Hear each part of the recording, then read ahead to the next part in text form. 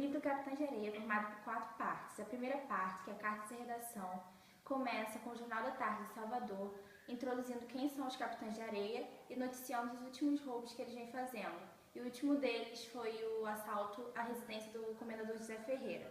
A partir daí são mandadas várias cartas de redação do jornal, e a primeira delas é do secretário de chefe de polícia, onde ele diz que a polícia não deve ser criticada porque ela age a mando do doutor juiz de menores.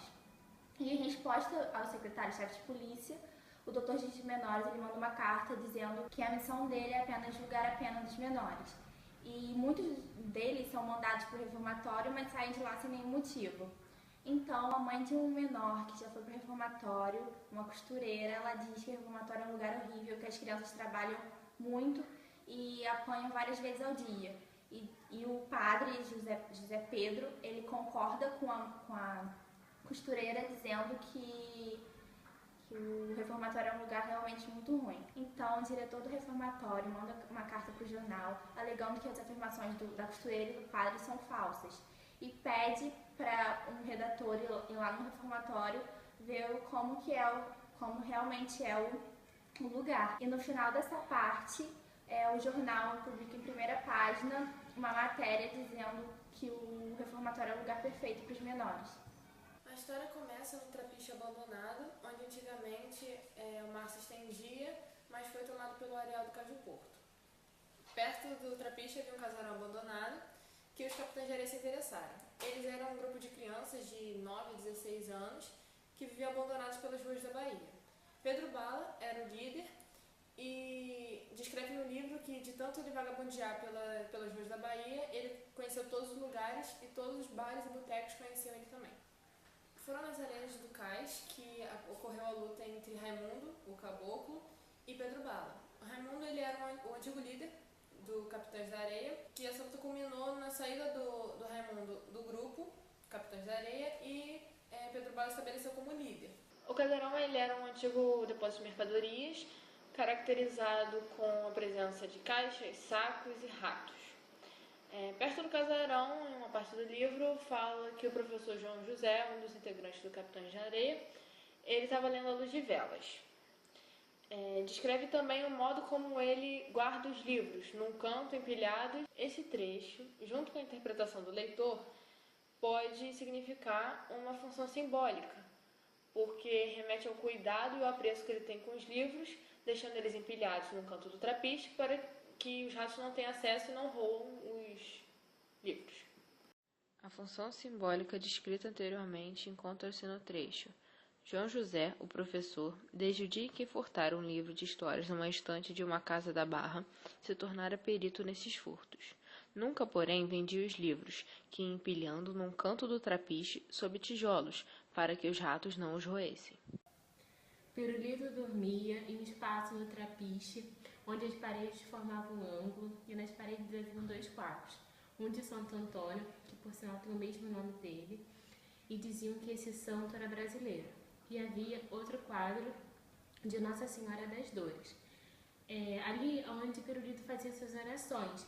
A função simbólica dessa parte do Pirulito é que ele fazia daquele lugar um lugar sagrado, onde ele fazia sua oração. Então era muito importante para ele. A função simbólica descrita anteriormente encontra-se no trecho. Era como se estivesse fora do mundo, não no velho e arruinado trapiche, mas numa outra terra, junto com Nossa Senhora das 7 Dores. Gato. Uma das noites, andava na Rua das Mulheres à procura de alguém para se deitar com ele. Teve uma mulher que chamou muito a sua atenção da alva, porém ele passava despercebido por ela. E aí ele começou a ficar vigiando ela na esquina e descobriu que ela tinha um amante, o Gastão. E a pedido da mesma, ele foi até a casa de Gastão e descobriu que ele tinha uma amante. E quando ele voltou para falar isso para ela, os dois conversaram e dormiram juntos. E a partir daí, toda meia-noite, ele saía do trapiche e não dormia mais lá. Ponto das Pitangueiras foi aonde Pedro Bala, João Grande e Gato, a pedido de querido de Deus, ajudaram o homem a tirar provas sobre o adultério da amante na casa da mesma. Carrossel foi montado na Praça da Itagipe, pois não poderia ser montado na Praça Central, pois estava desbotado. As crianças pobres ficaram muito felizes e o sem perna achou que era um sonho, pois ele nunca tinha vivido isso. E os capitães de areia se sentiram como crianças. As docas eram como se fossem um ponto onde as mercadorias eram levadas para os navios ou descarregadas deles. Local onde Pedro Bala descobriu quem era o seu pai, Raimundo, e que ele morreu na luta pelos direitos dos trabalhadores. Pedro Bala teve que ir até a central da polícia para tentar recuperar a imagem de Ogum, a pedido de Dona Nina, a mãe de santo que sempre ajudava os capitães da areia. Ele fingiu ser o filho perdido de um dos doqueiros e precisava de um local para dormir. Como o guarda não deixou dormir na central da polícia, ele fingiu um furto para que fosse preso e assim conseguisse entrar na sala de detidos e recuperasse a imagem de Ogum. Após contar os fatos com coerência ao comissário, ele foi liberado e voltou para casa com o que tinha prometido, a imagem de Ogum. Boa Vida encontrou uma casa que poderia interessar aos capitães da areia, e logo foi a Pedro Bala, que enviou Sem Pernas para casa para que ele pudesse conhecer o local e assim anunciar quando os capitães da areia pudessem invadi-la. Porém, durante sua estadia na casa, ele ficou muito próximo dos donos, Dona Esther e Raul.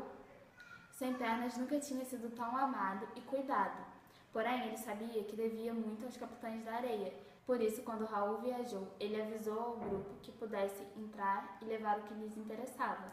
A partir daí, Sem Pernas passa a ser mais rancoroso que o de costume. O deus Honolulu mandou a Bexiga Negra para a Cidade Alta, como havia prometido a vingança para os pobres. Porém, a doença já estava lastrada e ela foi para a Cidade Baixa como Bexiga Branca.